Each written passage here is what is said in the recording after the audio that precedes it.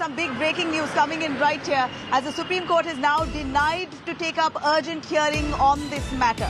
Supreme Court has now denied urgent hearing on the hijab showdown.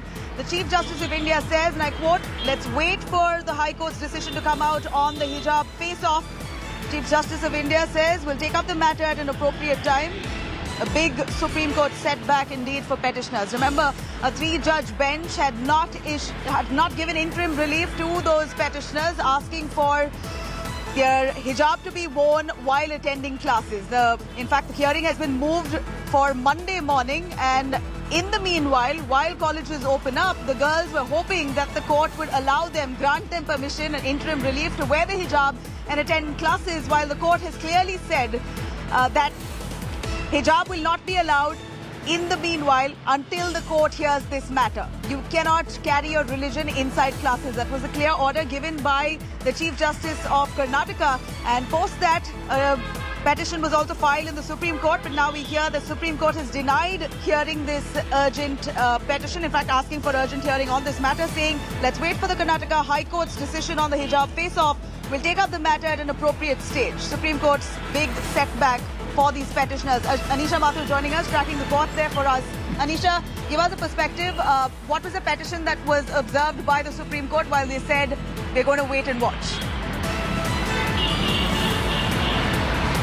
Well, Nabila, remember, there are 4 petitions before the Apex Court, all of which had raised the argument that if this interim order of the Karnataka High Court is allowed to be implemented and schools are allowed to be opened, but no one is allowed to wear their religious dress, it will have a direct impact on the Article 25 rights of the petitioners. What they had also argued, Senior Advocate Devdutt Kamath before the Chief Justice in fact argued that this order of the Karnataka High Court will not just affect the Muslim women students who will not be able to go to school wearing a hijab. It could also affect Sikh students who are wearing turbans. It could have a much larger ramification if the order that says that no student shall disclose any religious identity in a school or college is in fact implemented. Now, the Chief Justice of India, N.V. Ramana, Justice A.S. Bopanna and Justice Hima Kohli's bench was hearing these petitions. 3 of these petitions were mentioned before the court. All of them have asked for urgent hearing. They said that this is going to have a large impact, that this is effectively suspending the right of freedom of conscience of these students. And more importantly, since practical exams are scheduled to start from February 15th, the students will be faced with a very serious choice of whether or not to follow their religion or should they go to school and college and give their exams. But the Chief Justice of India's bench has for now just said that this is an issue that will be taken up at an appropriate time, that the actual order, the written order that was passed by the Karnataka High Court is not yet available. So they don't actually know what exactly is it that the court has said. Thirdly, what the court has said, the Chief Justice has said that we are watching the proceedings, we are seeing what is happening in the state as well as in the High Court. We need to wait and watch what time it would be appropriate to bring this issue to the national level to Delhi before the Supreme Court.